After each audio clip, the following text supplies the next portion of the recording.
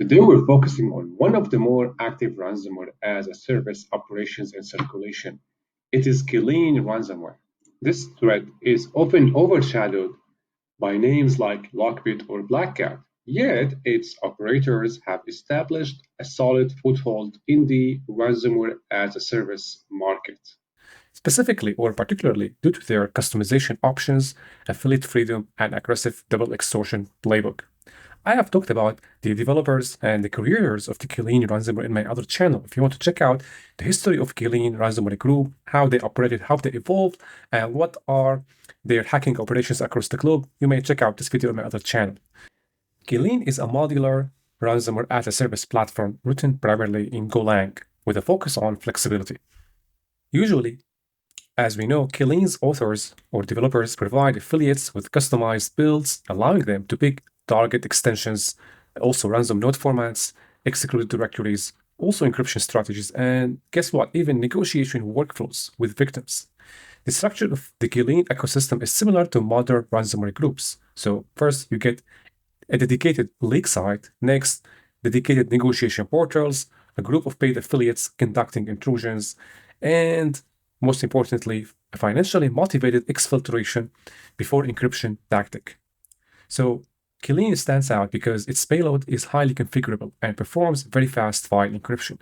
Once triggered, that speed is lethal because when combined with flexibility, it is considered a major reason why defenders take this threat very seriously.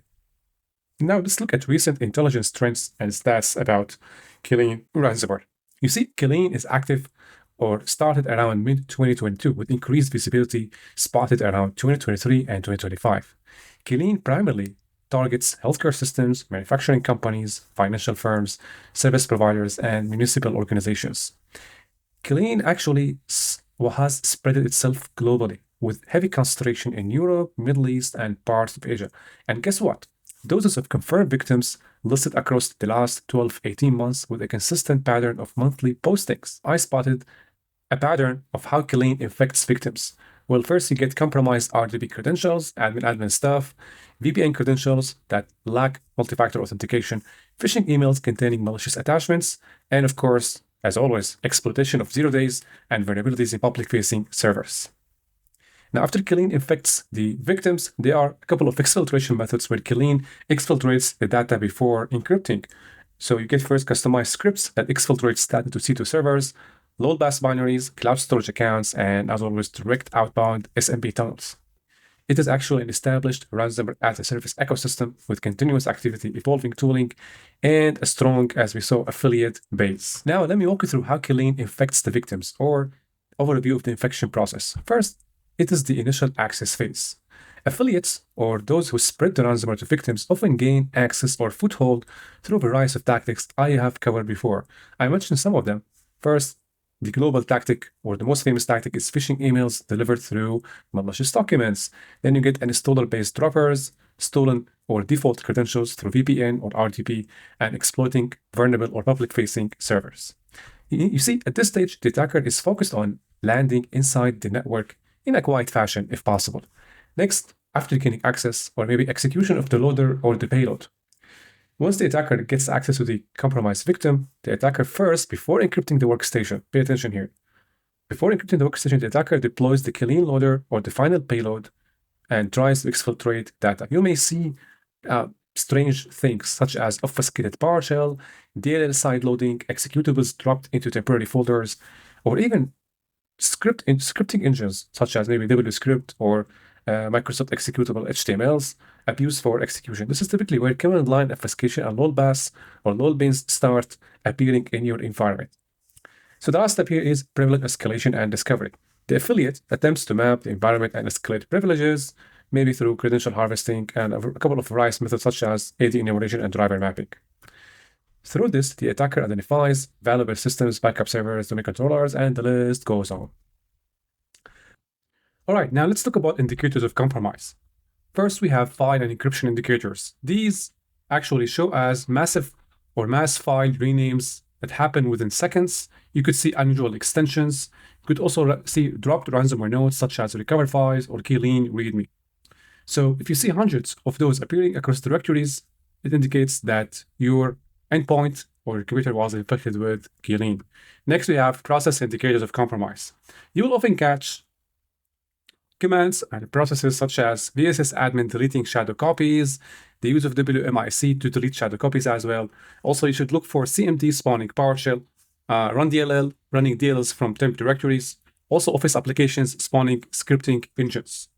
Now, as to network indicators of compromise, well, here's the thing. Not every Qilin incident includes a traffic to the C2 server because at the end, Qilin is a ransomware as a service. It's deployed by affiliates.